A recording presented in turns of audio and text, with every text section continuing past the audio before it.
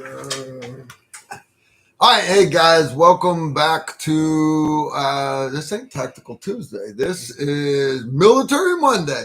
Hey guys, I know I told you last week we were going to start at 7. Yeah, here's the deal. I've been teaching classes all weekend, me and Imri, and I've got 6 more days of classes. So tomorrow night's a night shoot. That's why we didn't do this on Tuesday. But today we did combat pistol. And I'm a big believer in training to standard, not to time. So the class went a little bit long. I'm sorry about that. But the big thing is we had a great class today. I wrapped up graduation and got everybody heading home.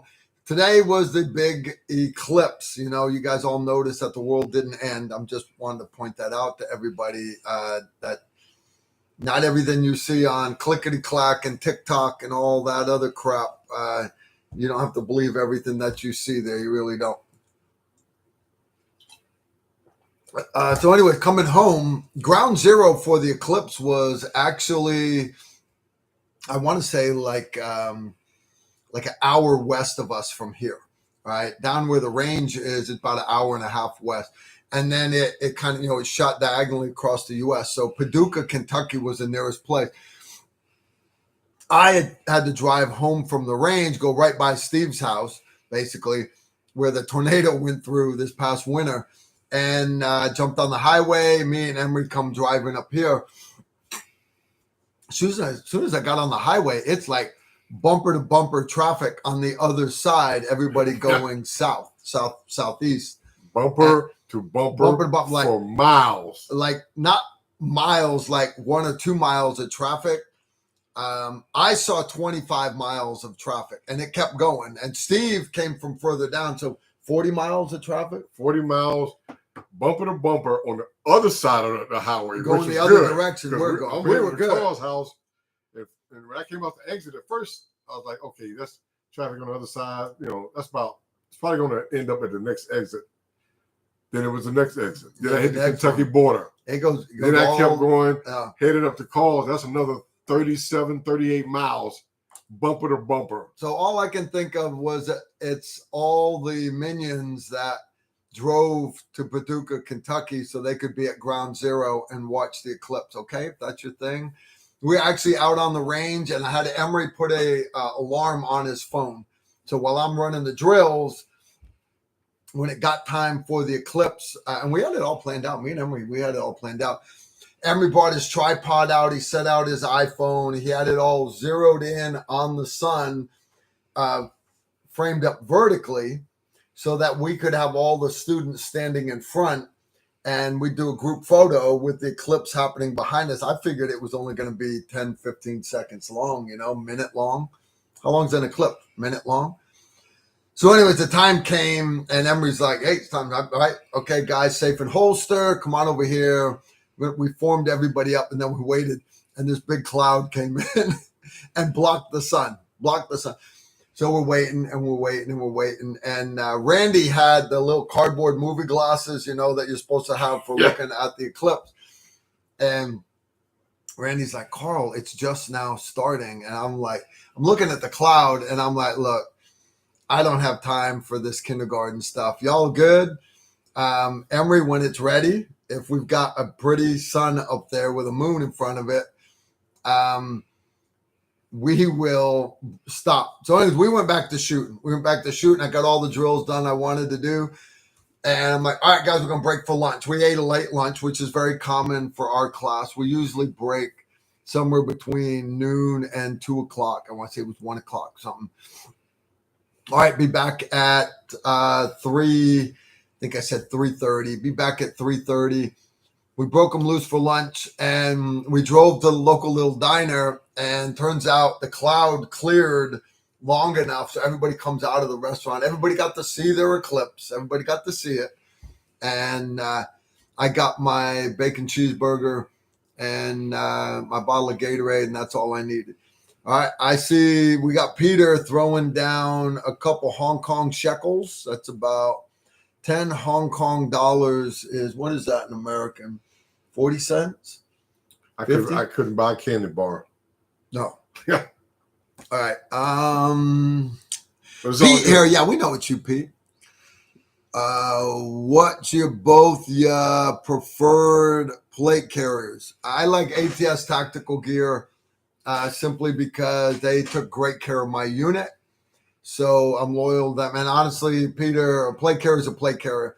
More important is the plates. You know, where do you get your plates from? I'm not going to tell you guys who USOCOM buys their plates from now. I'm not going to tell you who the varsity team buys their plates from. Because I don't want the bad guys going out buying a bunch of these plates and figuring out what caliber and at what range they can effectively take our guys out. But you should spend good money on your plates. All right, Steve is texting everybody, letting them know that we are going live. All right. If you guys have questions, you can send them, put them in the chat room, and my moderators, you aware questions are coming from me tonight. That's from JT. Yeah. JT, you know the deal. Text me a question like Susan does, and I'll probably answer it. All right. So good stuff. Again, I want to apologize, guys. First off, I want to thank our sponsor. We've got Venture Surplus sponsoring tonight. I'm sorry I don't have their logo on the screen right here. But you guys know the deal. Venture Surplus, you know, Venture brings the Army Surplus store to your door. And they got free shipping and returns, all that stuff. So please take care of our sponsors. At least go to their website. You could open another tab on your browser right now, and you could go venturesurplus.com and go to contacts and just say, hey, Tactical Rifleman sent me here. Love all the great deals y'all got. Just send them a little message like that. Okay. I'd appreciate it if you do that. How about you, Steve? What you been up to? Oh, just waiting for another opportunity to hang out with the TR Nation, as I always do. Because I always look forward to interacting with you guys. You guys keep me on my toes. Keep him on his toes, guys. Randy, if you're watching. That's some good coffee right there. Randy Rawhide, worst case scenario, if you're watching, don't be hating on me, brother. Because I'm going to show you something tonight that, woo, you're going to love it. You're going to love it. Just don't be hating on the brother from another mother. Randy, guys, I use Imri as the assistant instructor today. The classes we had this weekend was Gunrunner pistol. That's one of Imri's classes. If you shoot a pistol, that's the number one course I would recommend for you guys to take. Combat pistol, not combat pistol. That's what we just did today, which is our intro class to combat shooting. But if you shoot a pistol, the course you need to take first is called Gunrunner Pistol. Now, and that's for everybody. It doesn't matter if you've been shooting pistol for 20 years. It doesn't matter if you've been shooting pistol for 40 years. Everyone can go through combat pistol, and it'll make a new shooter a good shooter, or make a good shooter a great shooter, and it'll make a great shooter better. It really will. And that's Emery's class. Him and Chad Mormon built that course. They showed me the program, what they wanted to do, and I was like, that's pretty badass. Let's do it. So I have helped Emery teach it, I want to say 3 times now. And great course. It is amazing seeing how much improvement that all the different, that like every student improves leaps and bounds. We start off with a couple initial tests, and even the guys that thought they were good, by the end of it, they're like, wow, my grip is so much more stable. I'm able to manage recoil better, which translates to faster follow-up shots, stuff like that. So the reason why I'm throwing that out there, guys, is if you're looking at a future class to take, I can't stress enough, Gunrunner pistol. And so today we did combat pistol. And I'm lead instructor on that one. And again, that we start off with combat mindset, situational awareness, PowerPoint in the classroom, talking about the physiological effects of being in fight or flight on the body. And from there, we go out to the range and we start building on it. We cover the basics, but we cover the fundamentals of pistol marksmanship very fast because it's meant to be a just a quick refresher on it with the understanding that I'm teaching combat shooting today. I don't have the rest of the day to just do stance and grip and sight alignment, trigger squeeze, all right, trigger press, trigger pull, whatever you want to call it. But the guys that just took Gunrunner pistol did amazing today. And the guys that have taken our classes before, combat pistol, carbine, whatever, they showed up. They all improved today. But there was a lot of people that were new shooters that you try to help them. Hey, your grip is, you understand, you don't want, and you're this, and your stance, and hey, proper sight alignment, all these things.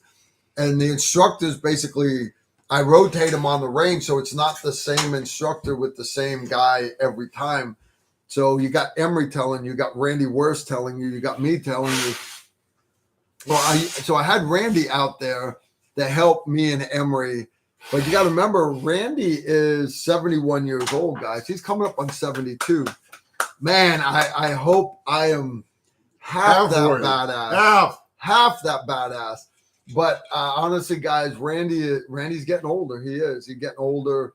He's slowing down. I hate to say it. In the last 8 years that me and Randy have been hanging out, Randy's slowing down. But then I look at it and I'm slowing down more than Randy is. I'm getting old. I'm sunburnt. I'm burnt. I'm covered with sunscreen. I didn't get dinner because I'm racing home to see you guys. I did put my ice pack on my knee because my knee is not happy. I've been standing on it all day long. But it is what it is. I see JT has sent me a question. This is from Crafty Sasquatch. Hey, Steve, I have heard Karl's story about when and why he joined the military. Please tell us your story. Did you hear? Yeah, I heard. All right. What is your story about when and why you joined the military? When and why I joined the military. Okay, so I was pretty athletic in high school. I football, basketball, better football player than basketball player. I think the only reason I was on the basketball team, I couldn't shoot worth shit. I was just too amped all the time. But if I was defending, no thank you, sir. If I was defending you, you're not going to. If you make 20 points a game, you might get 10 if I was defending you.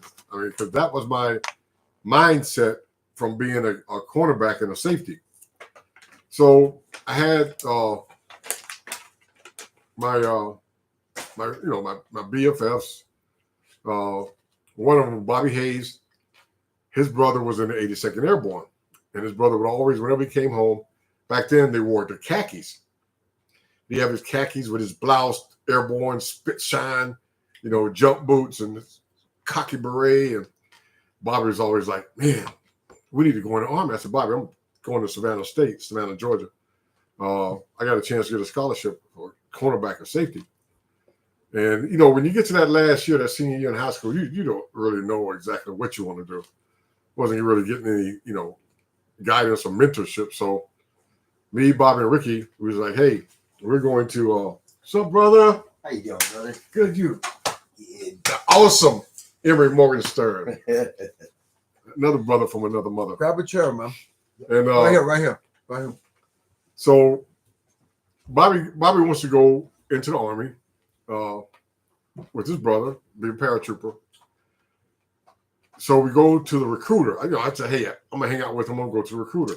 They're showing all these videos of guys jumping out of airplanes and doing all this stuff. And I was shooting when I was in high school. I was hunting, fishing, and it started to call to me.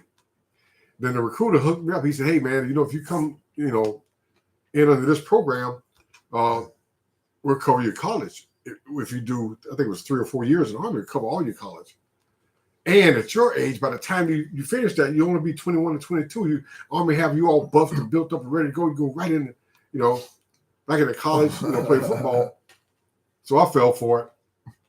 So we go down to the, I forget what they call it, the recruiting, it wasn't a recruiting station, the one-stop station. MEP station. MEP station in Jacksonville, Florida, which was closest to Brunswick, Georgia. Me, Bobby, Dale, Ricky. So we had to spend two days there. So we go in, we do our physical, we do everything else. And they put us in the hotel, then come get us the next day, everything else. So the second day, I go outside on a break, and there was a Trailways bus out there, which, like a Greyhound bus. And I walked outside, and there was Bobby and Ricky was waving at me out the window. He was like, hey, we're going back on this bus. And I was like, what do you mean going back? We got to finish, this, and that today. And they looked at me and said, did you sign any papers?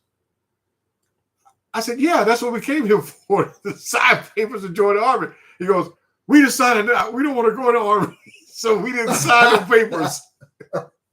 So that was Steve Holland. Technically, but I tell you, again, that was God's path for me. I was where I was supposed to be when I was supposed to be there. Because I think I mentioned this on the show before. I must have been 8 or 9 years old. And in Brunswick, Georgia, they have a movie theater, the Lanier Theater, and they had the Saturday matinees. You paid like a quarter. And you can watch like 5 cartoons, 30-minute cartoons or something like that. Then the main feature started. And I wanted to watch the main feature. I was still 8 or 9, but we were like 3 or 4 blocks from my house. And I asked my older sister, Linda, I said, Linda, can I stay and watch this movie? Because they said, hey, you guys can stay if you give us another quarter. So they gave me a quarter. And it turned out that the movie was called The Green Beret with John Wayne. And I watched that movie at 8 or 9 years old. Wow. And not knowing at that time that I was going to skip college, pass up a possible opportunity for a scholarship at Savannah State, Georgia, and end up going to the 82nd Airborne, but my path had already been set because every morning for PT at the 82nd, we ran down, what's the name of that road? The main road right there by the 82nd. Anyway, we ran down there towards Smoke Bomb Hill, and that's where they had the picture, the statue of the Green Berets. We called it Bronze Bruce. So on the turnaround, I would always look at that statue, and I would think John Wayne, the Green Beret. So on my 4th year, my second, third, and 4th year, I was shooting for the Army Marksmanship Unit, pistol. And on my 4th year, my first sergeant came in. He goes, "Hey, you got to re-enlist. This is your last year." I said, "Okay." So I went down and I re-enlisted. So about maybe 3 weeks later, platoon sergeant came up and said, "Hey, first sergeant wants to see you now." Of course, when you airborne, you're always jogging. I'm running toward the first sergeant's office. I'm thinking, what did I do wrong? What did I do wrong? I'm trying to figure out my stories, get my story straight. And I walked in his office. He goes, "What is this?" I think I was a corporal at the time. I go, "I don't know, Top. What is it?" He stuck it in my face. I start reading. Re-enlistment, blah, blah, blah, blah, blah. I go, "Oh, yeah, that's my re-enlistment papers." He goes, "You told me you re-enlisted." I said, "I did. There it is right there." He goes, "You didn't re-enlist for this unit. You re-enlisted for Special Forces." I said, "All you told me was go re-enlist." So I re-enlisted for Special Forces.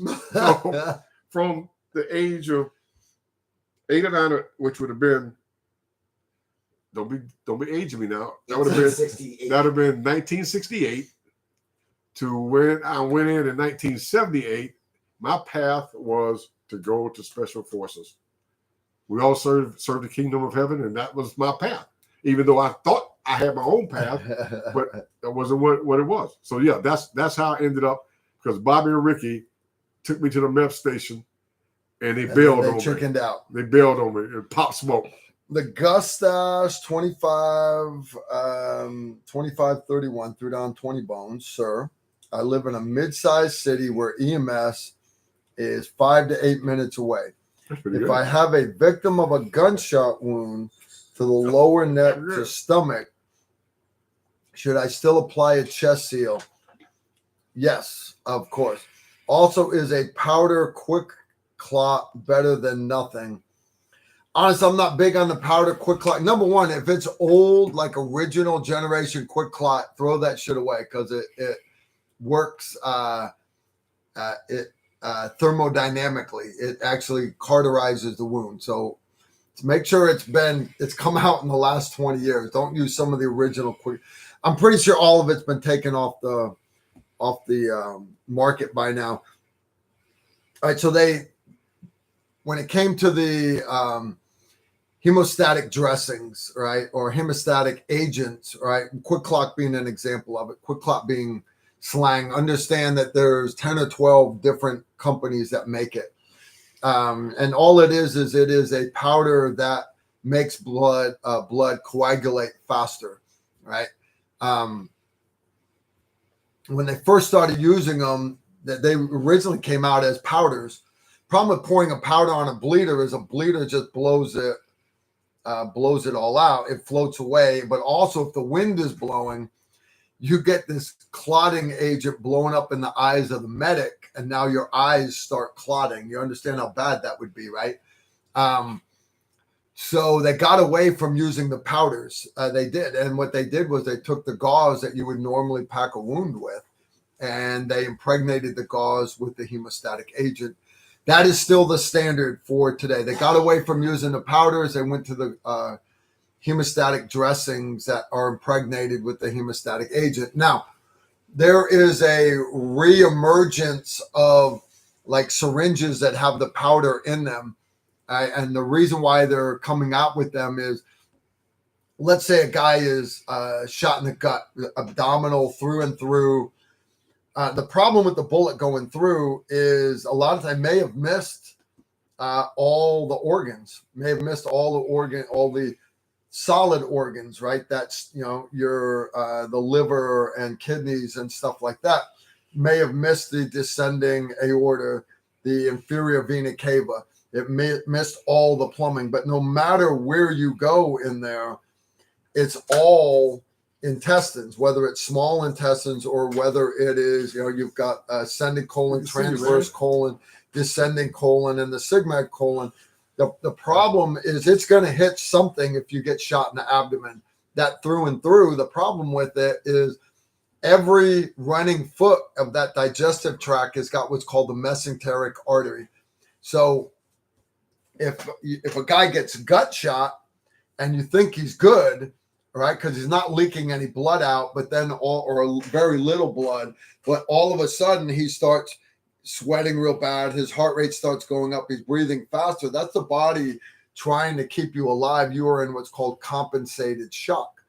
But as that bleeder continues to bleed, now it's not coming out of the body, but think about how many margaritas your ass can drink, right?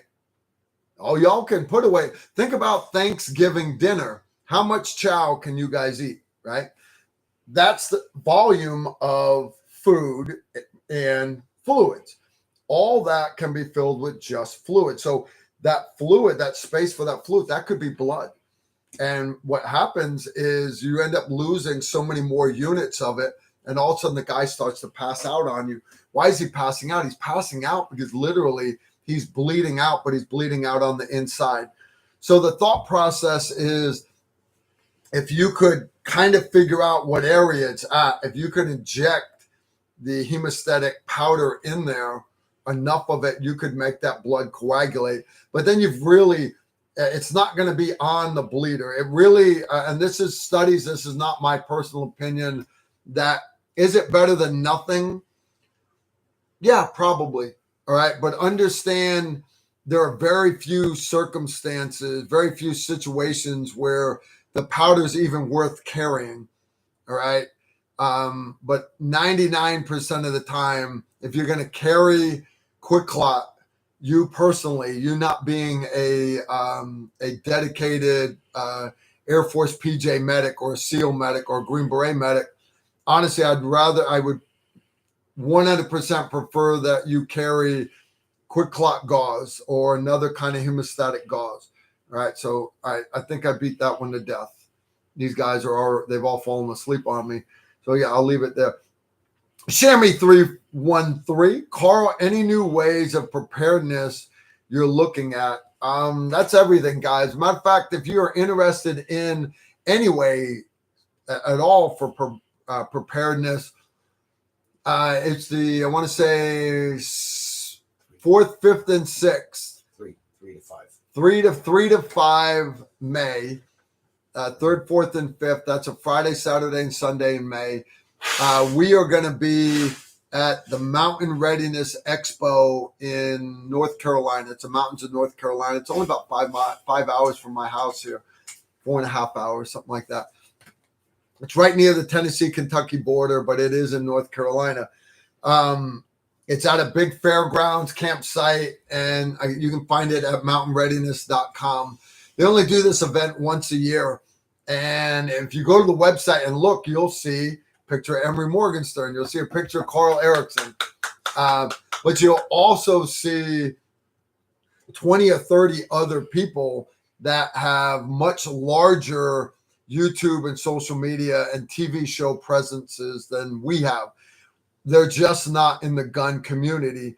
Some of them do homesteading or, prepper stuff, or they do survival or this or whatever. So guys like Alan Kay, the guy that won the first season of the TV show Alone, he's going to be there. Chris Weatherman, you guys know him as Angry American, the author. He's going to be there. Sularu's going to be there doing tracking classes. So anyways, we got invited because, and they're like, hey, you get your name out there and everything. Like, oh, I don't really care about getting my name out there. But I always have people that are asking us to do shooting classes in North Carolina. So they're like, hey, there's no shooting in the Mountain Readiness thing, but you can do little seminars. So basically you pay one fee and you go to any class you want. All 20, 30 instructors are going to be doing little 1 hour, 2 hour seminars all day long, all 3 days. So you mentioned, any new types of preparedness. Well, guys, you understand there are so many skills out there. You can take anything that you need to do today, like pick up chicken. You want to eat chicken tonight? How do we eat chicken now in the modern world? Your chicken comes born wrapped in plastic. But you understand that's not how chickens are really born. But to 99.9% of Americans, their chicken is born wrapped in plastic. That's not real life. So I'm using that as an example. Anything like that at Mountain Readiness, you can go there and they are going to do, you can look up the list of seminars. You can do water bath canning, how to slaughter chickens, how to prepare chickens, how to prepare hogs. There's just so many different classes. Some of the ones we're doing, Emery's doing one on basic knife fighting. We're going to do one on how to set up your body armor, how to set up your kit. We're going to do another one, how to set up your battle rifle. I am running a 2-hour class on AR for women because all guys have got a spare AR. They say, honey, this one's yours, but they don't take their wives out enough to teach them how to shoot. And the reality is Green Berets should not teach their wives to shoot. You get somebody else to do it. So again, no ammo. You bring your gun, a couple empty magazines, and me and Emery, we will have all the dummy rounds there. And we're going to talk through the manipulations of the gun, proper loading, unloading, clearing malfunctions, stuff like that. Mounting the gun, adjusting the stocks and all that stuff. The reason why we set them up the way we do. So then when they go back with their husbands, they don't have to worry about their husbands yelling at them anymore, right? They can focus on actually training with their husbands. And I think that just that class alone, there's a lot of people that can benefit from that. They had 800 people attend Mountain Readiness last year. It gets bigger every year. They are expecting 1,500 to 2,000 people there this year. I know I have a lot of patrons that are already coming. Susan's coming. Karen and Toby are coming. We said Sularu's going to be there. Fred and Maria, hopefully. Maria wants to come. Fred is on the fence, but I'm pretty sure I've talked them into coming. Now, while you're there, again, they're going to have great preparedness classes, right? But the cool part is, let's say you want to take combat pistol like we just did today, or you want to take pistol carbine, or you want to take high risk concealed carry, which is basically 2 days from a concealed carry holster, another one of Imri's classes. There's a range that's 40 minutes away, and we're going to stay at the campsite every night, hang out, visit, fellowship, and everything. But at the end, when everybody's going home, we're going to stay there for 5 more days. We are going to do Monday, I said, is combat pistol. Tuesday, Wednesday are pistol carbine. And then Thursday, Friday are high risk concealed carry EDC. You're looking 500 rounds a day per gun. And it's great training. We're going to have a good time. We're going to have a good time. So again, you can sign up for Mountain Readiness Expo at mountainreadiness.com. If you want to stay and attend our classes, go to tacticalrifleman.com. We still have a few slots left for a couple of those classes. And my thing is, I don't like saying I don't have room for people anymore. It's just once I hit 5 people, I need to have a second instructor. Well, I'm always going to have another instructor anyway. Once we break 10, I've got to have a third instructor. And so anyways, I will have everything there. Imri's driving the target trailer up there behind his truck. I'm bringing my camper behind my truck. Me and the wife are behind my Jeep. Me and my wife, we're going to be in the Jeep. And Imri's I think he's going to hang his hammock between the target trailer and my camper. I'm bringing him a nice tent, the one we had at Palatka, a couple cots. But I heard Angry American's got a spare bedroom in his, so you can listen to Chris and Mel all night long. Angry. I wish you could see that face. That was priceless. I wish you could see that face. Hey, real quick, guys, in reference to why I joined the Army, and I was talking about Brunswick, Georgia, and I went in 1978 when I graduated high school. That's my high school graduation picture. You got to put it where they can see it. Trying to. Nice. Look at that sexy man right there. And you're sexy, Steve. This is one of my BFFs. We didn't call him BFFs back then. That's Keith Pacer. And the graduation, Steve Holland. Oh, shit. Oh, shit. Oh, Steve. Steve, I got a question for Steve. I need that picture. I got a question for Steve. Steve, what position did you play in football? Quarterback and safety. Oh, that fast bastard. Fast bastard. You're one of them. Okay. I wasn't as fast as everybody. I just didn't quit. All right. I had another one come in here. All right. This one is from Annalise and Kyle Beeler. I'm assuming this is from Kyle because they threw down $10. Looking forward to seeing you all this week and taking some awesome classes. He's taking high risk concealed carry EDC with me and Imri, and again Randy will be there. But he heard we've got this new class called Battle Rifle 1, which if you've done all the pew stuff, like we did today, like we're going to be doing the next 2 days. Combat pistol carbine is basically CQB distances. You're 3 meters to 100 meters, but most of your shots are within 25. We're going to be shooting while moving and all kinds of fun stuff. That's tomorrow. Starts tomorrow and the next day. Battle Rifle 1 is, you got to understand, these carbines are, why would I fight at pistol distances when I have a carbine that's good for 400? I want to keep the bad guys at arm's reach. So Battle Rifle 1, your nearest target is 50 meters, 50 to 300. So the problem, though, people show up to Battle Rifle 1 and they zeroed at 25 yards and they've got no idea where their bullets are hitting at 200, at 300, at 250, at 175, at 150. They ain't got a clue. And it's a long, long day for them. So Kyle's like, hey, I want to sign up for Battle Rifle 1. I'm like, roger that. Too easy. Sign up online. I'm like, hey, I encourage you to take Carbine Zero Mastery. That's the day prior. And that's where we teach. And it's all 5-round shot groups all day long. I encourage you to take Carbine Zero Mastery day prior because it is we cover point blank zero. All right, point blank zero for a head size target. For us, we teach 200 meters. The Army does 300 meters for the M16 because to them acceptable hit is top of the head to the groin, and for 5.56 round to stay inside of that is basically 300 meters with a 25 meter zero. With the old M1,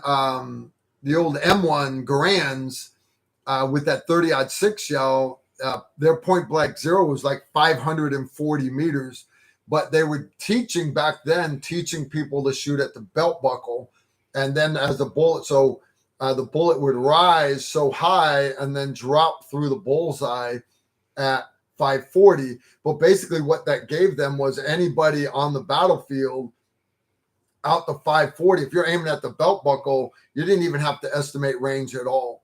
Now those guns, you could, for exact distances, you could dial them, and a M1 carbine, an M1 Garand, you're easily getting much longer range shots, too easy. But understand their point blank zero was a larger target. For the global war on terror, we started, hey, all we're seeing is guys doing this. All we're seeing are heads. We need a point blank zero that keeps us within a 10-inch head. We're doing the Hamas thing. Yeah. Yeah. So, so we switched from a 300 meter point blank zero, we switched to a 200, because that allows, if you aim at the tip of the nose, the bullet does not rise more than 5 inches or drop more than 5 inches out to about 220, 230 meters. Point blank zero, don't have to estimate range. So that's what we get you in Carbine Zero Mastery. You learn the fundamentals so that you can shoot a tight shot group at 300. All these M4s and ARs, your shot group should be that big at 200. All right. I got guys doing magnifiers, just red dots, low power variable optics. Does not matter. It's not the optic. It is the ammo in the barrel and the human that we hooked onto the back of the gun.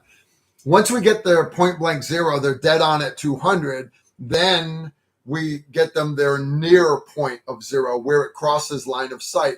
For some people, that's around 50 meters. It might be 36. It might be 54.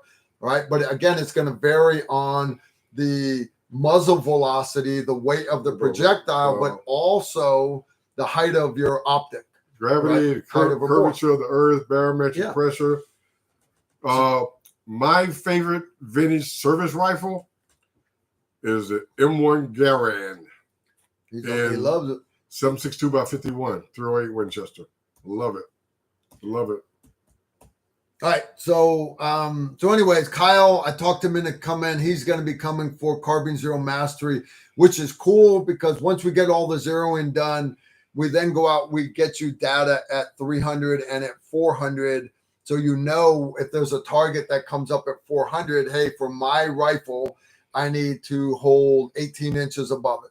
Well, if this is 10 inches, I need to hold 18. One more. Add the throw, man. Yeah, one more head is. You got to measure the height of the 10 throw. inches, right? And then you go another head over the top of that. And what you find is those rounds are right in the high A zone where you need them to be. Let me put the throw on. I have a sip of your tasty beverage to wash this down. It's such a good movie. Say what again? Yeah, say what again? Say what one more time? What? Who'd he shoot in the backseat? Marvin. He blew Marvin all over. He played with his gun. Is it Marvin? And he's just looking. He's leaning over the backseat, and they hit the railroad tracks. That gun goes off. Hey, damn. Speaking of that, here's something that occurred with me a couple of weeks ago. And guys, we always talk about firearm safety, and I can't say it enough. I've been around firearms for almost 50-something years, and I've had incidents. Recently, someone asked me that the handguard, the cycling on a pump shotgun was stuck, and he said, "I can't get this thing to function." And I said, okay. And he handed it to me. Now, he'd been playing with it for a while. He handed it to me. And just seeing him trying to do it, you know, I just like, okay, give it to me. And as soon as I touched it, I thought to myself, I mean, I might as well go ahead and clear this thing. And I turned and I looked. I said, well, there's a shell in the chamber. He said, oh, yeah, I had a spent shell, but I couldn't get it out. That's why I wanted you to do this for me. And I was like, well, let me try to clear this thing anyway. And I, I'll do the floor thing. And I hit it, pop, and the shell popped out. And it was a full unfired round of 12-gauge buckshot. And I was like, oh, my gosh, dude. Oh, my gosh. And that's why safety. So when they were riding in the car, the driver should have said, hey, man, you got the finger on the trigger. We're going to hit a railroad track. So always finger straight. Mobsters and gangsters are too worried about firearm safety. Otherwise, they probably would have chose other walks of life. I don't know. But also, guys, I realize this is hard for some of you to understand, but you understand Pulp Fiction is a fictional movie. It's Hollywood. Most of those people would, if you ask them if they could get away with it, they would lock up pretty well everybody in my chat room right now. You know, don't you find it interesting sometimes when I'm looking for a movie on Netflix and everyone is in Hollywood is anti-assault rifle, anti-Second Amendment. But they make all the money off of it. Every movie I'm scanning for Netflix trying to find something interesting. Every actor or actress, she's a spy, she's not a spy, she's trained. They all swagging with the Barretts and the Uzis and the MP5. Oh, yeah. I mean, it's just crazy. But if you watch their little award shows, they're all hating on firearms. Yep. But they're Henry, don't run off. Yeah, don't run off. Okay. Now I'll let you guys talk to Henry. Another one that occurred to me in the last week or two.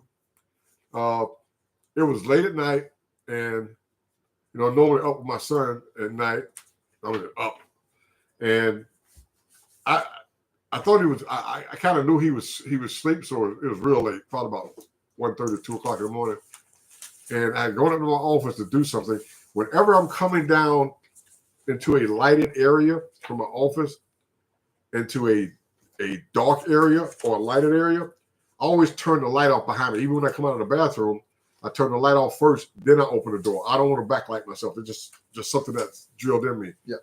Came down the steps, and you know how we always say, no matter what you do in life, have a knife, okay? Have a light. And have a light. So I was coming down the stairs, probably 2 steps away from stepping into the pantry area. I turned the light off. And as soon as I made that right-hand turn, the garage door was halfway open. And I stopped. I froze. I just froze. And I was sitting there, I'm listening. I'm like, fuck.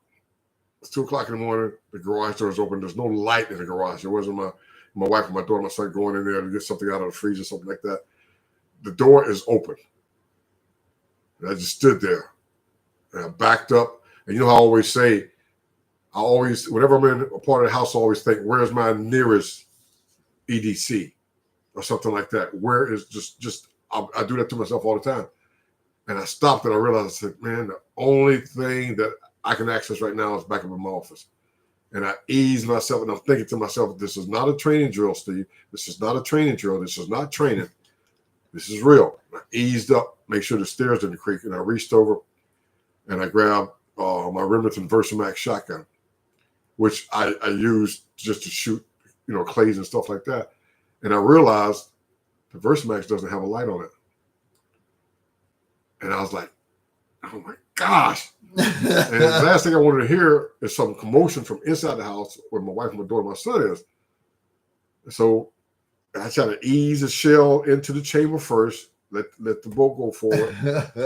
Then I slowly loaded 3 more rounds, and I had 8 on the side saddle. And I worked my way around the door. I said, man, I can't turn on this light. I can't see.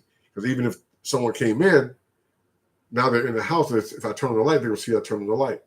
So I eased the door, semi-closed, but I'm watching through the crack of the door. I cleared away from that. I said, the only thing I can do right now is whistle because I didn't have a light. So I just went, and the dog came running. And she turned that corner and she ran up to the door of the garage, and I'm on the back side of the door. And she looked at me like, what's going on? And then she looked at the garage like, no, I don't smell anything there interesting. Then she went back into the house. That let me know that there wasn't somebody in the house. Yeah. And it turned out the that dog would have lost her mind. yeah, she would have went bananas. Turned out that Brian had not fully closed the door. And then, with all these storms and stuff, the wind had come up and pushed the door open. But I mean, it just hit me like a hammer that I always know where something is in that part of the house. And I realized that where the most was, none of them had a light on it. And I said, I need to correct that. So that's something for you guys to think about. We always say, have a knife, have a light, and always have a light on your if possible, on your EDC and on your tactical carbines and your shotguns, because you never know when you're going to need to identify what may be a threat and what may require a lethal application, like Captain's when his daughter came home early from college. Yeah, he's major. But the saddest stories. I mean, I just can't imagine. God bless him and his daughter and his family, because I can't imagine what that would be like. Guys, and we're not saying we want you to turn the light on all the time. I don't want you to turn the light on, but there are certain times where you need light, and if you don't have one, you're screwed. So have the light and not need it, then need it and not have it. All right. Matter of fact, tomorrow night, and that's why we're doing this tonight on a Monday night, is tomorrow night is our night shoot, our pistol carbine course, combat pistol carbine. Like Steve just said, we preach you need to have a light on your combat rifle, right? Well, in the military, everybody runs lights on their rifles. Okay, but what about that? You understand that's your primary weapon. Well, what did you guys carry today? What did you have in your vehicle today? Did you guys carry a rifle all day? No. Most of you carried a sidearm. Well, guys, that's your primary weapon, right? So it needs to have a light on it. It needs to have a light on it, guys. My church pistol even has my backup. When I'm not carrying a pistol and I'm just carrying my church pistol, that's what's there. Hey, send Imri in here, Steve. Imri Morgenstern. All right, guys, Steve's going to take a break. And here's the deal, guys. We're already coming up on 9 o'clock. I know we started an hour late, but understand I've got to be on the podium in the morning. I got to get up at 5:45. I do. Really don't want to do that, but I will do it for my student. All right, but I wanted you guys to get a chance to talk to Imri. And, good stuff indeed. So anyways, we mentioned the Mountain Readiness Expo, and I guys, it is going to be a great, great time. It really is. It's going to be a great, great time. All right, Imri, so what's up, everybody? How you doing? Good. I'm a little bit tired today. You're a little bit tired. Can you guys hear us okay? I know I can't really turn the sound up, but I think you guys can hear me. Anyways, how did the class go today? I think class went pretty well. We've been having, let's see. So this is day 3 now of what, 9? 9 days. It feels like a Friday, guys. Feels like a Friday. I think I was driving home. I was like, I got to get back for the live stream. I'm like, I'm so glad today's over with. And I'm thinking I'm done. And then I didn't realize I've got 7 more days to go. But no, it's fun. It's just, you can see how I'm sunburned like a son of a gun. I've been on the podium all day long. Imri was on the podium the last 2 days. He was Saturday and Sunday. It's a good time. We got good people. Yeah, I was telling him earlier how Gunrunner pistol, we saw everybody improve leaps and bounds. Oh, incredible. So incredible improvement. Today, they had fun. A lot of people learned a lot about combat shooting, but their actual shooting of the pistols did not improve that much. A couple of them. Yeah. I mean, look, combat pistol is about manipulating your weapon. It's about, understanding the combat applications, getting into it. Gunrunner is about running your gun, hence the name, right? Yeah. Gunrunner. It's about how you start making that thing an integral part of your body. Stance, good grip, solid grip, building it, and then proper sight alignment and trigger squeeze. Trigger squeeze, one of the hardest things for people. Mm-hmm. But even if you've got a half-ass trigger squeeze, if you've got a good solid grip, it's going to hide a lot of your mistakes. Yep. But if you have a perfect trigger squeeze, but you've got a crappy grip, your follow-up shots suck. And the only reason why I'm saying that is grip is so important. And we're talking about it today. Imri teaches the class on it. We've been trying to improve our grip for 20 years, and we've still got a ways to go. But my grip continues to improve. Imri's continues to improve. But yeah, it's going to go better. It's the more you work at it, it's continued improvement. Nah, guys, I'm actually not that sunburned. Now you can see where I'm wearing glasses. You can tell I've had a hat on my head all day long, but this is not just from the last 3 days. Remember, I just got done 2 weeks teaching in Texas. The 2 weeks before that, I was in Florida. And my life is just blurring together. It really is. All right, Philip Wilson just threw down for Philip was at, I believe, at Gunrunner Pistol. He has done Gunrunner Pistol. So Philip's asking, you guys have a video on the MCK platform. What pistol do you recommend to put into an MCK? So, first of all, CAA, which is the company that makes them, makes MCK. I don't know what the number is, but they make those platforms for tons of different guns. Yeah. So you can fit almost any gun, any pistol you want into an MCK. You just have to order the correct one. Run your pistol, have a spare, and put it in the MCK. So, for example, what I do with my MCK is I run a Glock 17, and it's a full Glock 17, and as opposed to a half full Glock 17. It's a full Glock 17 as opposed to a mini little Glock 19. Glock 19. Because the Glock 19 I prefer to carry. And then as far as a gun for work, sidearm for work, a Glock 34 is great. If you stick something like a Glock 34 into an MCK, now you are making that MCK more accurate, right? Now you're actually taking advantage of that longer barrel, where if it's just a pistol, you're not, unless you're a really, really good pistol shooter. Yeah. Right? Like for us, not like I'm some, gift to the world of shooting or anything.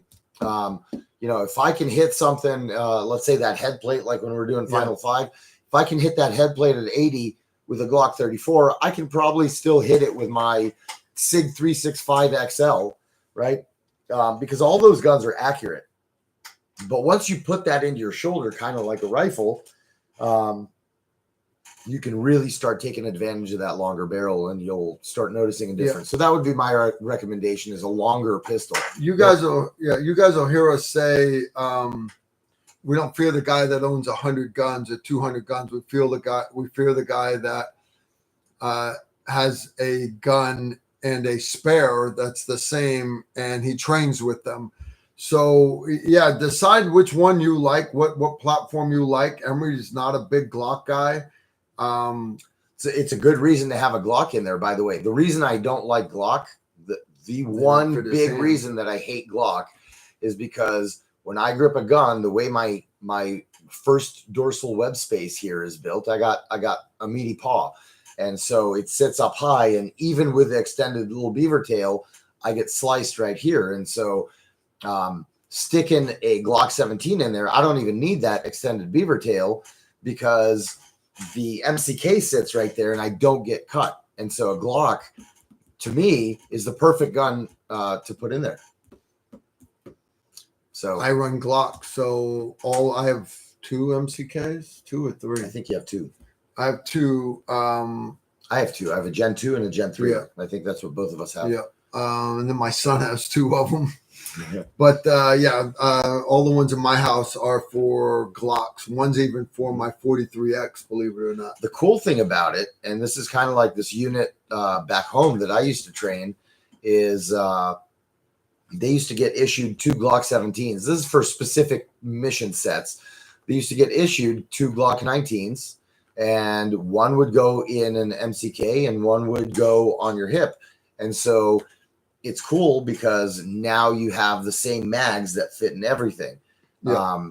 And so your backup and your primary run the same ammo. And the reason that's good is sometimes you want pistol ammo as opposed to running a 5.56 if you're doing, I don't know, something like a hostage rescue type of thing inside of a permissive urban environment where over penetration is really a problem. You're going to want to run those pistol rounds. You get a little good knockdown power, no over penetration, but in your once you stick in your MCK, you're automatically faster and more accurate with it, right? And so it's kind of a good thing. So what I'm saying, Philip, is if you have 2 Glocks, could be a good idea for you. He has several Glocks. I think yeah. Philip has a bunch of guns. All right. What are you teaching at Mountain Readiness? What am I teaching at Mountain Readiness? Let's see. There's that knife fighting thing you talked about. Actually, what we're going to do knife fighting wise specifically, because I figured I'd do something kind of cool and not the regular, is I'm doing a 2-hour reverse grip seminar. Nice. So if you guys want to get into reverse grip knife fighting, it's going to be awesome. All right. Jerry J's asking. Well, I'll answer him in a second. What else do we have? We have that. I think you covered most of them. Yeah. Oh, you didn't talk about the winch and high lift. Yeah, we're gonna do one vehicle recovery. We're gonna do everything from regular tow straps to kinetic straps to how to properly and safely use a winch on a vehicle. But then we're also going to. I'll have 3 high lift jacks there. So we'll talk about how to safely use a high lift jack. High lift jack is a great tool, but it can be very, very dangerous if you don't know how to use it. Same thing with a winch on the front of the vehicle. You understand that is a pulley system that can move 35,000 pounds. That's a lot of tension on that line. And if that line was to break, you understand it slingshotting, it can cut a guy in half. And there's a lot of dangerous things when you're doing vehicle recovery. So number one, don't get stuck. By the way, I have know how to do it safely. I have a story about that. The guy survived. It's not really about off-roading per se because it was with tanks. So tanks, if a tank gets stuck, and I've been in a tank that got stuck. I was in, it got stuck because we hit an IED. And so the IED split the track, and we were kind of stuck there. I was right in the middle of Gaza, taking fire, blah, blah, blah. It was a fun night. We were stuck there for a minute until another tank could get there to pull that tank out, right? And there's a way they do it. They do it with fat cables. It's not, a tow winch, but or a winch cable. But so I had a guy in my unit. He went to officer school. And as part of officer school there, one day they were practicing towing, big tanks. It's just one of the skills they had to learn. Well, he was the tank commander of the tank being towed. So he's in the tank in the rear. And the way they do it is they cross those cables. They cross the cables, yeah. And so he was sitting there and that cable, one of the cables snapped. And it came and one of the tines of the cable hit him in the face. I mean, it ripped his face apart. Good looking kid too. Well, he was. No, they reconstructed his face and everything. And he actually ended up looking normal. He was a really good kid, ended up being a good officer. The reason I'm telling that story is because you're talking about, you really have to know what you're doing and you have to know where to place yourself in addition, because safety wise, it's kind of a big deal. So it's all, again, guys, these are all seminars. They're smaller classes. But again, you go to Mountain Readiness, Expo, and you pay 1 fee to get into it. Most people, and there's local hotels and stuff, but a lot of people are staying out at the big campsite there. That's where all the instructors, we've got our own end of the campsite where we're going to be at. And we're going to have us a good time. We are. We're going to have us a real good time. There's the link in the chat now. Yeah. Let me answer Jerry J. First of all, Jerry, what's up, man? I haven't seen you in forever. I hope you're doing well. Smiley face crying. Jerry, you notice that's why I put your picture.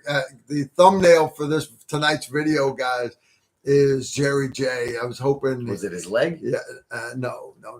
But I was hoping that Jerry would catch it. I was hoping that would prompt Jerry to come on the live stream, because we do miss you, Jerry. We do miss you. So Jerry was asking if I've seen the Israeli CQB footage from Gaza. My question back to you, Jerry, is which one? Yeah, and probably yes. Yeah, he gets all of it. He does. Imri gets all of it. Yeah. All I can tell you is I'm having a good week and a bad week, because I got to go somewhere last week out of the country. Mexico. Yeah. I can't say it out loud. Don't say I was in Mexico. But I got to play. I got to play with machine guns. Sí.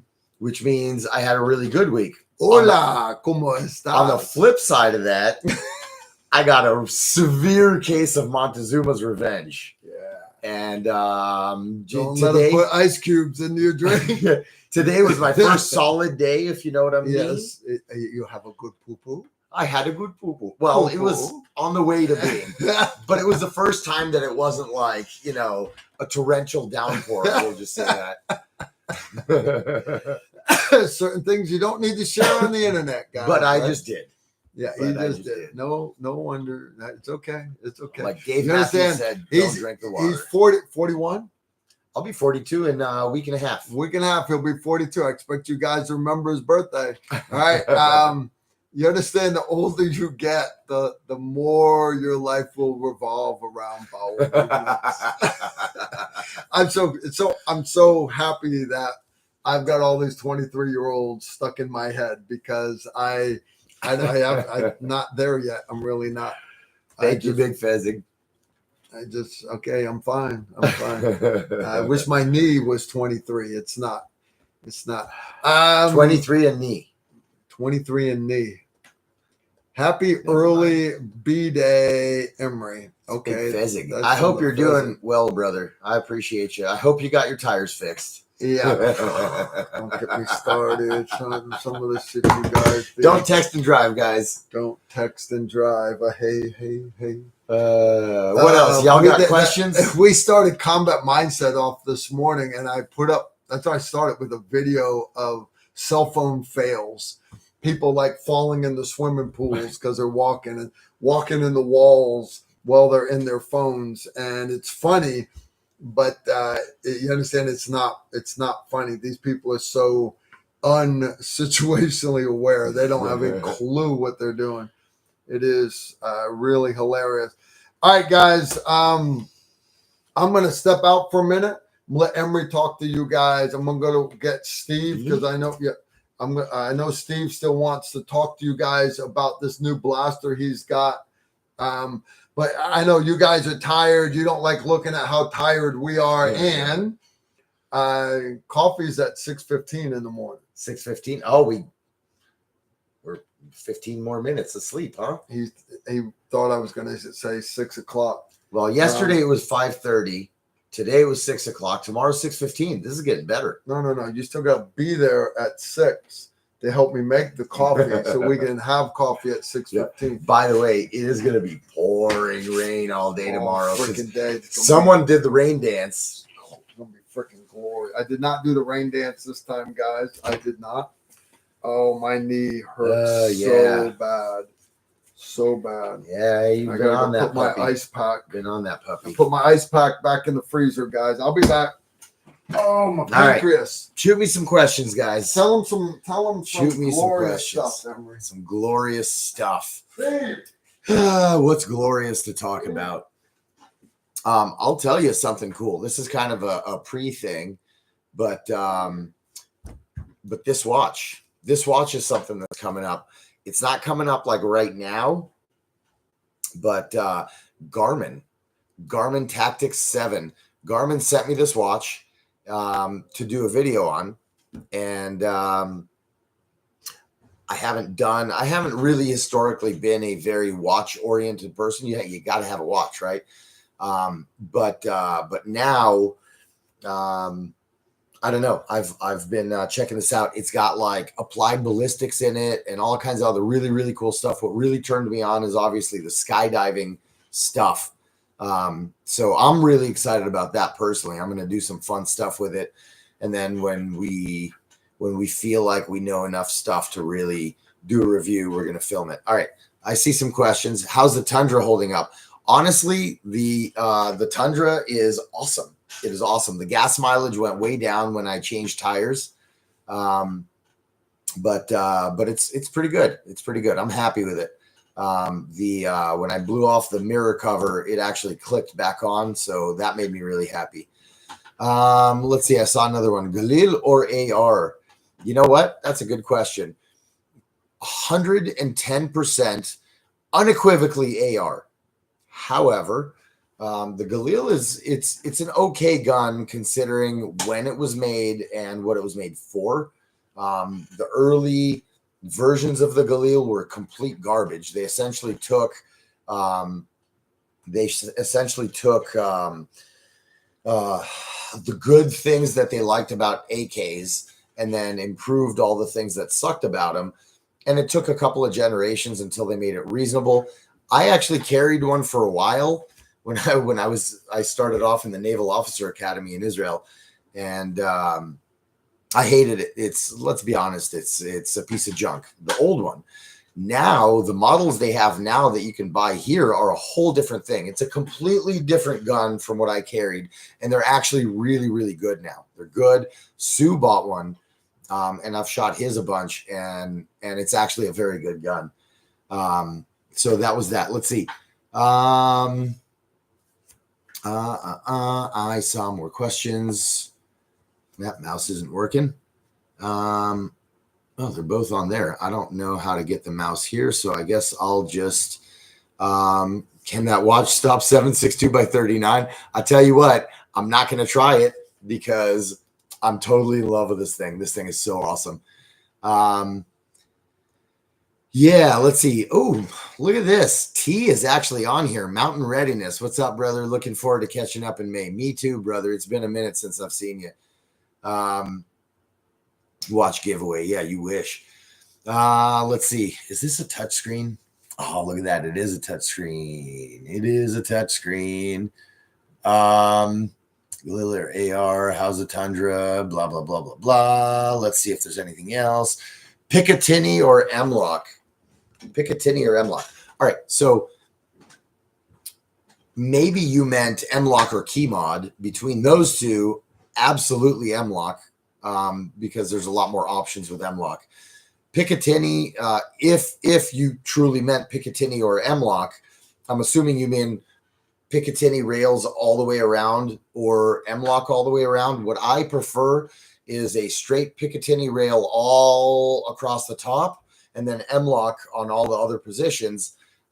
Because if you have pick rails all the way around, it's really not comfortable to hold, even with rail covers.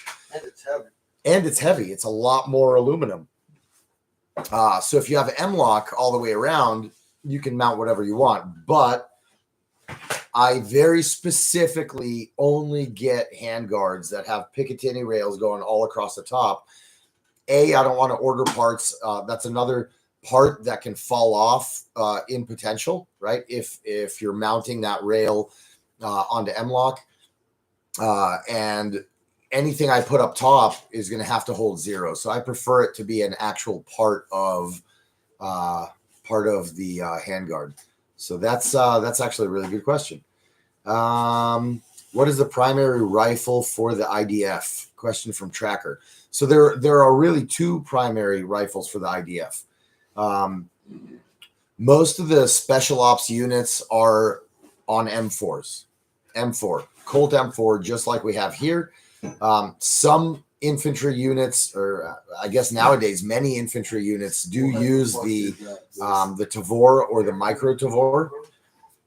which originally was not a very good gun, but they made some improvements early on, and it is a good gun. But people who, like me, people who are who grew up using M4s are pretty used to the muscle memory of M4s, and so switching to a bullpup like a Tavor is can be confusing. It's kind of a pain in the ass process. It doesn't make it not good. Let me see that thing. If I could have a sword, this would be it right here. This is actually Jamie's wood splitting sword. I love this thing.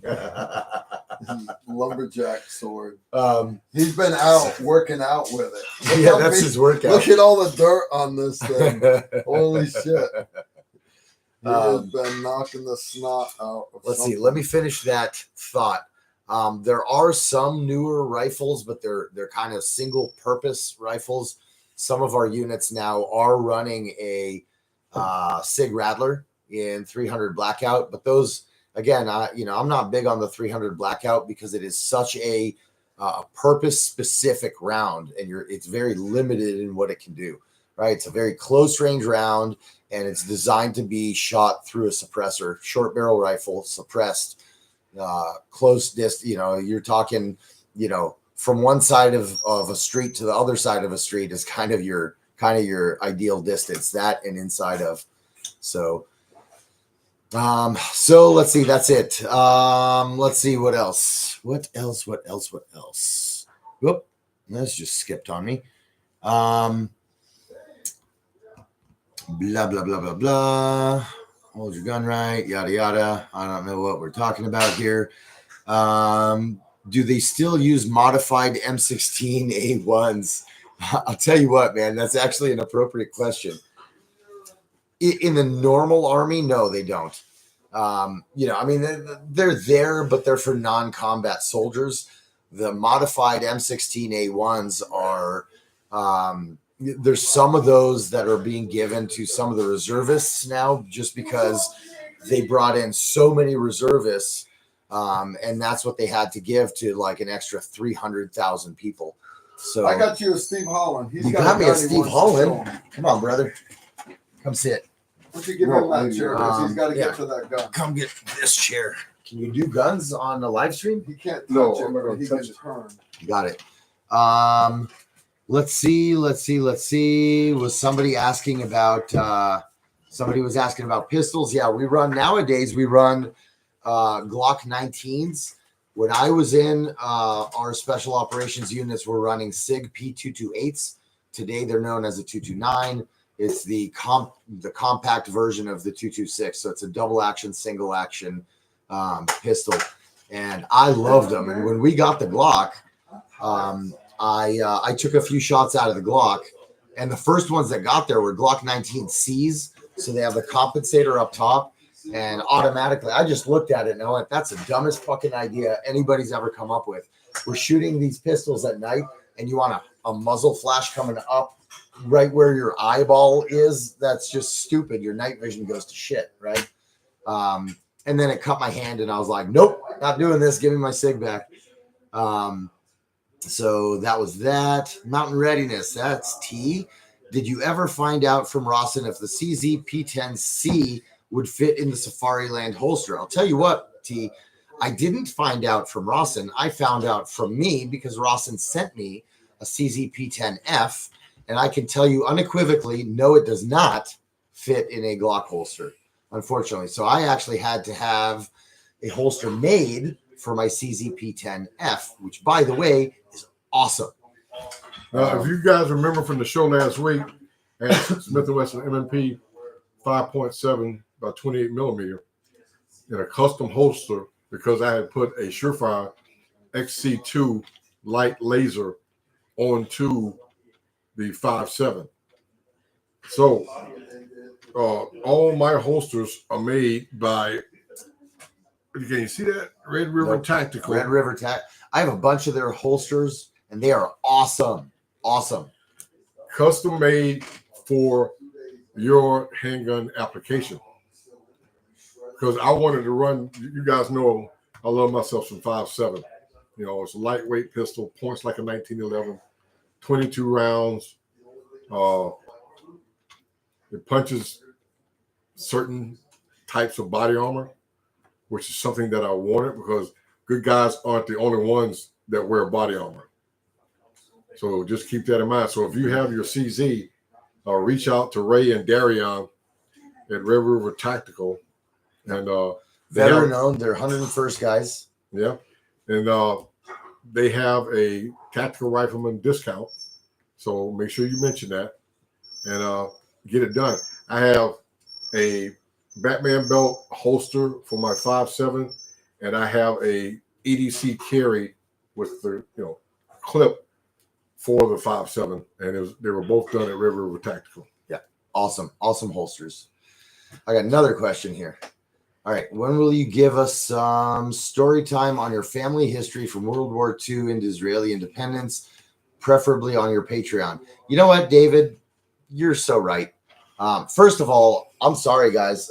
For those of you guys who are on my Patreon family, I have neglected life recently. I have not seen my dog in 3 months. I've not seen my dog in 3 months, and I apologize.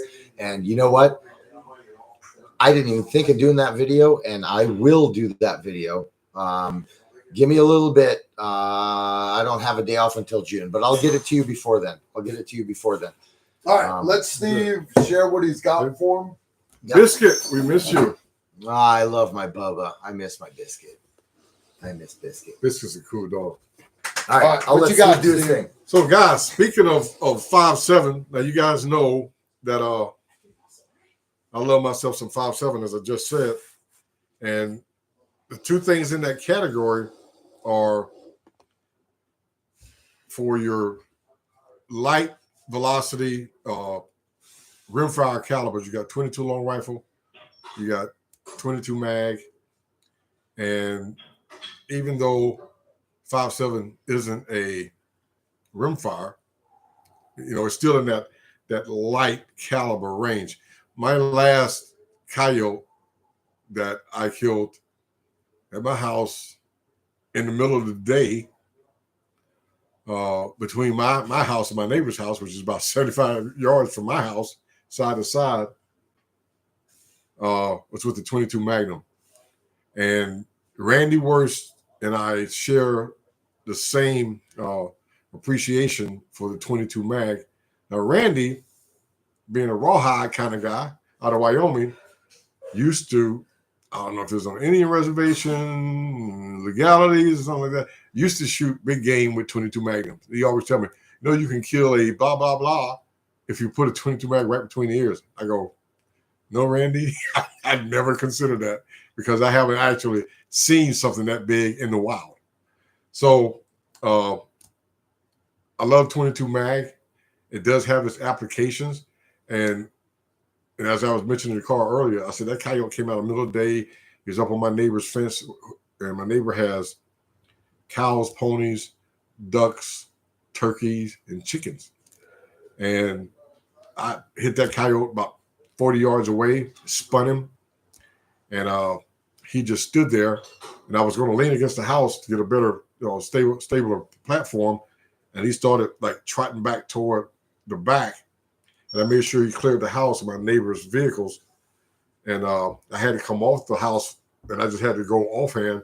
I just remember what Mr. White, told me. Accept the movement, let it fly. And that second round went through, broke his left side shoulder, and he was down. So that being said, I have some Hornady 22 Winchester Magnum and some Winchester 22 Magnum. Now this is Hornady Critical Defense, 45 grain FTX, and it's for personal self-defense and an EDC carry. If you're into that, I also have some Winchester 22 mag, and the firearm that we're debuting tonight, that's the Winchester. And this is the Hornady. Am I doing that right? Hornady Winchester. We also have some Hornady VMAX 30 grain, smoking. And what I want to present tonight, I have a huge background in firearms.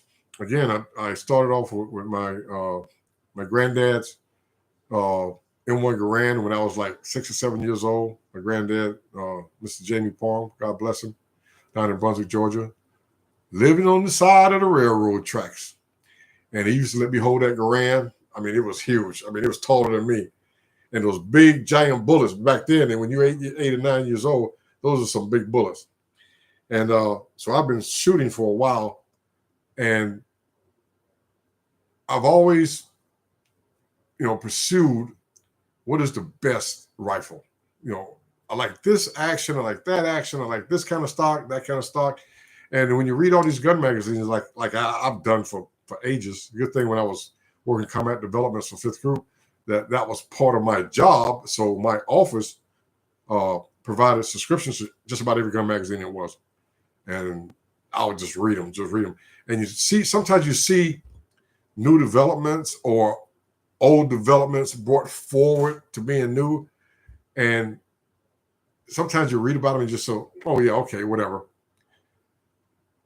I've always been interested in push-pull actions versus bolt action.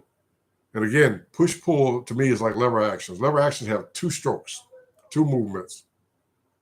Pump has 2. Bolt action has 4. Push-pull has 2. Push-pull.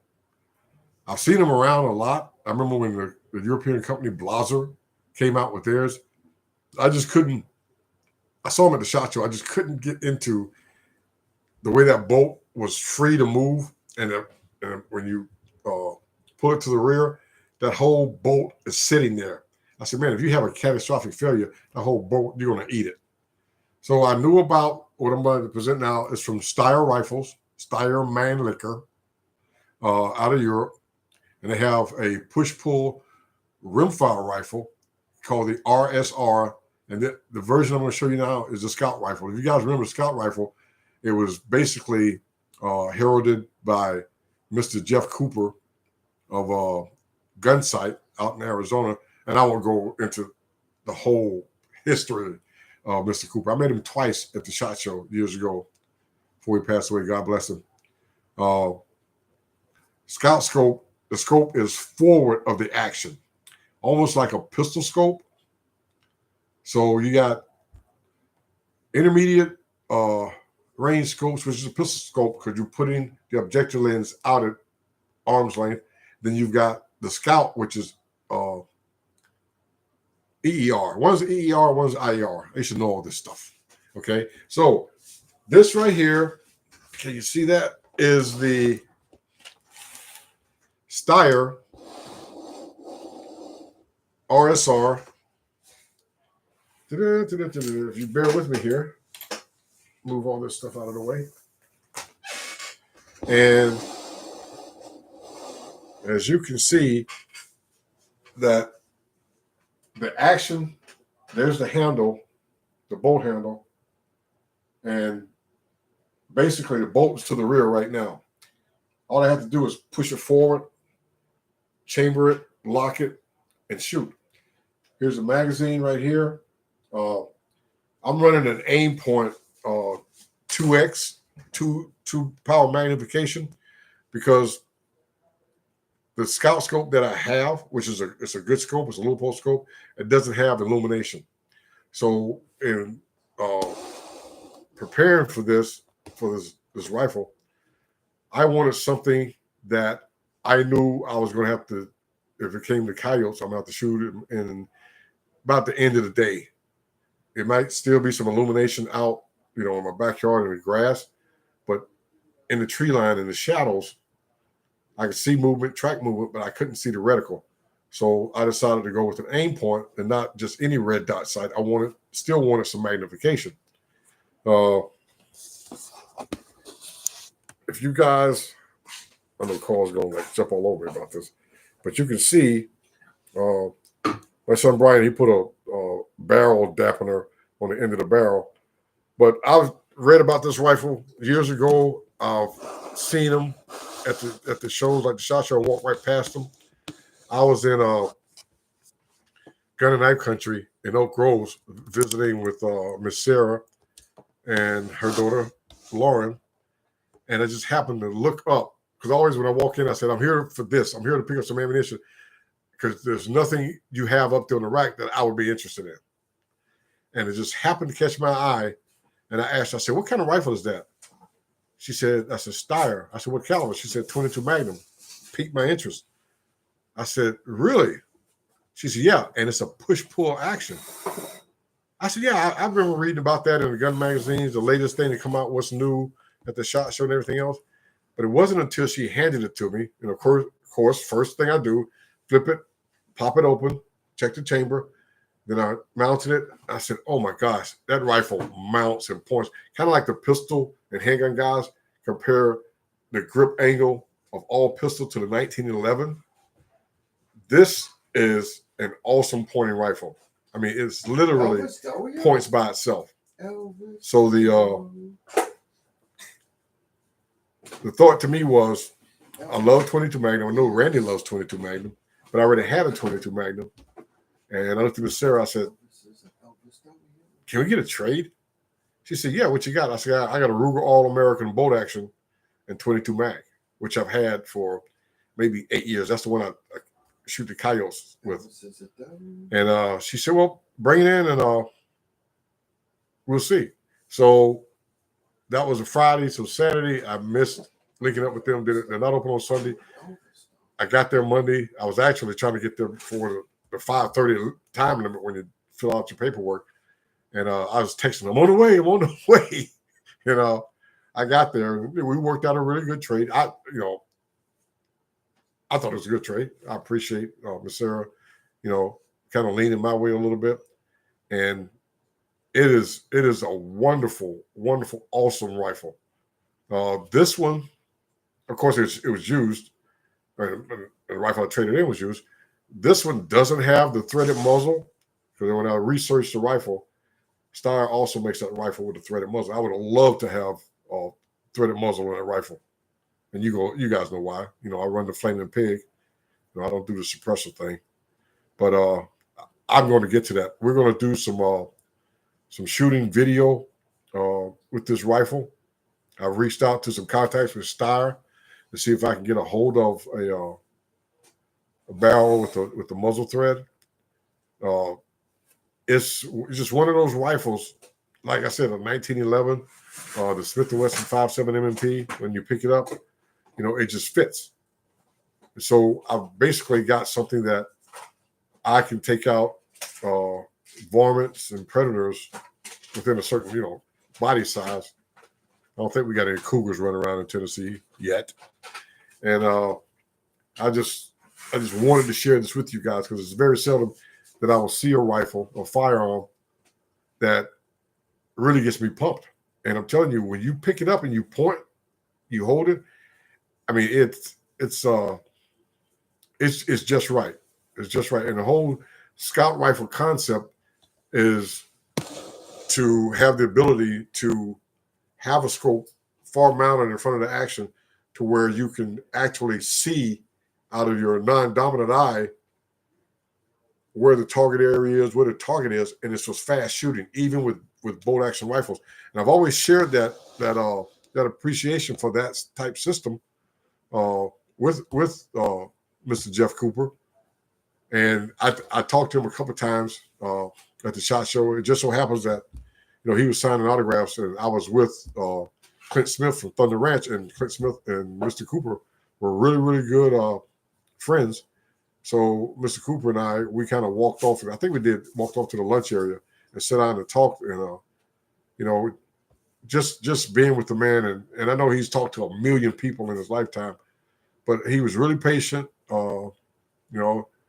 Shared knowledge in the area that I was talking to them about, and that's one of those things. Like when you talk about the Trijicon stuff, you got the bending, aiming concept. It's like been the name of concept. So shooting with both eyes open is only invented by Mr. Bender. And me and Mr. Bender got into it about this a couple times. Guy really didn't like me. I'm sorry, you know. But God bless him. He's passed away. So wanted to share this with you. If you ever get a chance to get a hold of one, just to hold it in your hands. If you're a fan of the 22 mag, the way Randy and I are, I think you will really appreciate this system. The push-pull system is awesome. I like manual action firearms that allow me to stay on target, stay on the scope throughout the whole cycle on a follow-up shot or third shot, fourth shot. If you got 4 deer, you know how I roll. So keep that in mind. It's the Steyr RSR Scout, and we will be bringing you more on this system. And again, you got multiple companies that are making 22 Winchester Magnum ammo. I would really love to see Steyr make this rifle in a 5.7. That would really, really kick it off.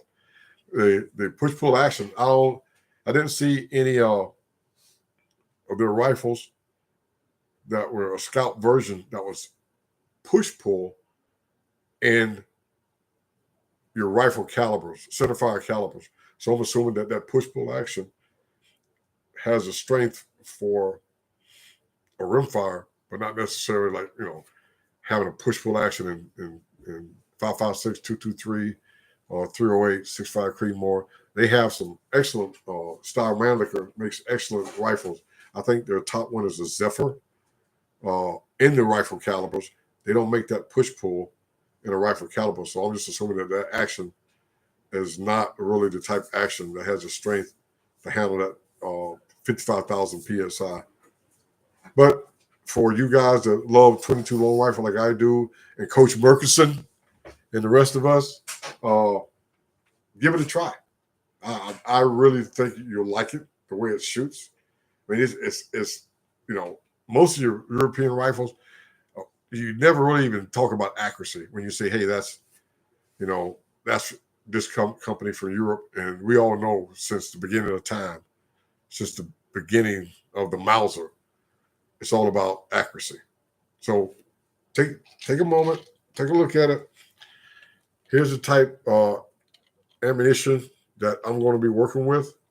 Got the Varmint Hornady. I've got the Winchester, and where's the other missing box? And then you've got the Hornady for personal self-defense, critical defense, 22 Magnum 45 grain FTX. And that covers this talk on the Steyr RSR, and I am open for questions. What do you got? Give me something hard. Okay? Give me something hard. No such thing, Steve. Nothing's hard for Steve Holland. Without further ado, I am a straight pull collector. Well, brother, you now have some knowledge that I don't have. Share with me. I mean, is there other push-pull actions out there that you think warrant, being on the show? Are there some, centerfire calibers? Can we get a push-pull in 6.8 SPC? Or 6.8 by 51? Let me know. I wish I could cycle the action for you guys, but of course, we don't touch firearms on the show. I'm coming, Steve. Give me a second. No. I'm just reading the questions that they're popping up here.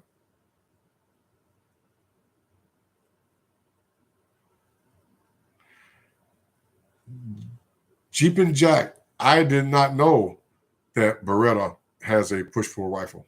Like I said, I'm out of the combat development force mod business. I don't, subscribe to any of the magazines out there. Magazine subscriptions can really pile up. The cost can pile up. So unless you guys are going to give me a subscription for something. I don't keep up with as much as I used to.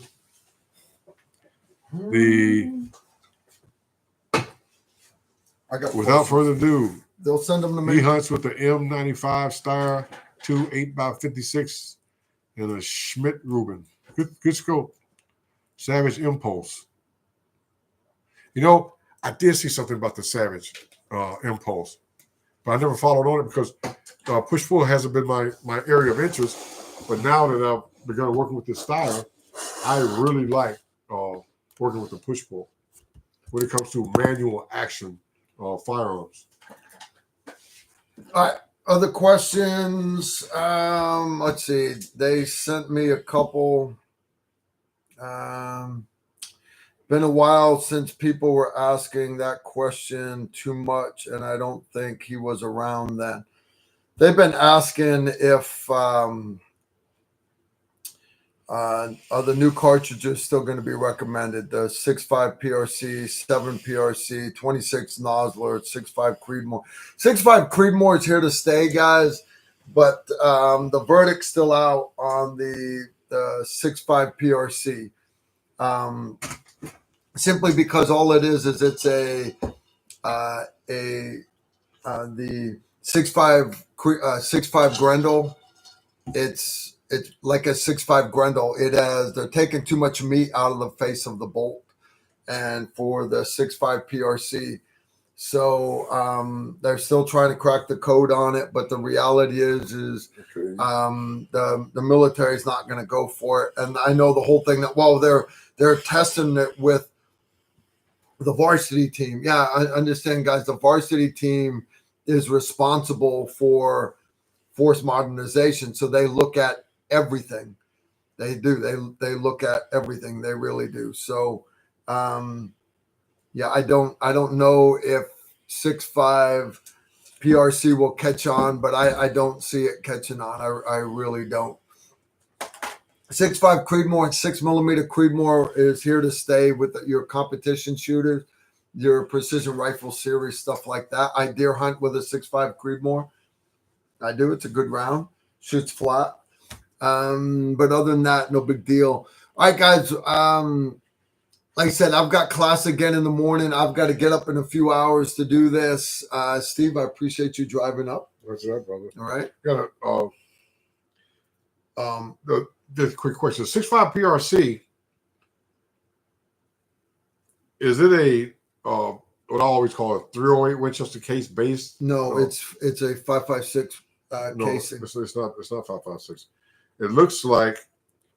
Let me rephrase that. It is a 300 Whisper case neck down. That's exactly. Yes, it is. Is it? No. Yeah. I'm looking at it, Karl. It's not. Yes, it is, Steve. It fits in a 5.56 mag. Except, no, you're right. The base of it is a lot larger. It is. Right. They have to mill the AR bolt out for it. They do. So I got one upstairs if you want to see it. I'll show it to you. Is the 6.5 PRC based on the 6.8 SBC case? I don't think so. I don't. Maybe, but I don't think so. I don't think it is. All right, guys, it doesn't matter. We're not shooting it. Steve don't know shit about it, and I don't have enough experience with it to give you guys an honest opinion. All right. Oh shit! I got guys saying the 7 PRC is the Goldilocks round. Guys, you're watching too much shit on the internet. You really are. You're watching too much shit on the internet. The 6.5 PRC uses a 308 case, but it's cut down, and they're fitting it in 5.56 mag. So give you an idea. It's not an AR-10 mag. Not an AR-10. It is not. That's why they're breaking all the bolts, because they're trying to sit that thing on a 5.56 bolt face. You can't.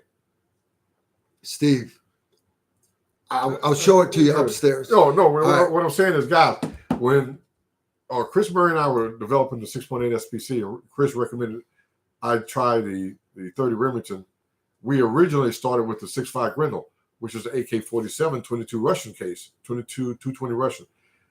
which was a larger case than 5.56, but larger than what I wanted because I didn't want to open the bolt and thin it out. Yeah. So I went with the 300, the 30 Remington case. So the 6.5 PRC is 0.532 to 0.540. That is a 308 case. Now, one of the cartridges that I did was a 6.5 SPC with a rebated rim down to 5.56. And the only reason I didn't do the 6.8 SPC with the rebated 5.56 case head is because the size of the primer. In cold weather, that small rifle primer doesn't work as well as a large rifle primer. But you know what? Next time I'll bring some 6.5 SPC on the rebated 5.56 rim to show you guys. So you can ask them about 6.5 arc, and I'm going to tell you all the suck a dick. 6mm arc. No, it's the 6.5 arc, and they have a 6mm arc, and they have a 7mm arc, and it's the latest hotness. It's the latest hotness. All right, guys, here's the deal. I'm going to bed. I'm going to tell Steve to go away. I'm going to tell Imri to piss off. And I will see you guys next Tuesday. Let's do next Tuesday. All right. So I'll see you guys and then. Guys, there. Parting words of wisdom. Parting words of wisdom.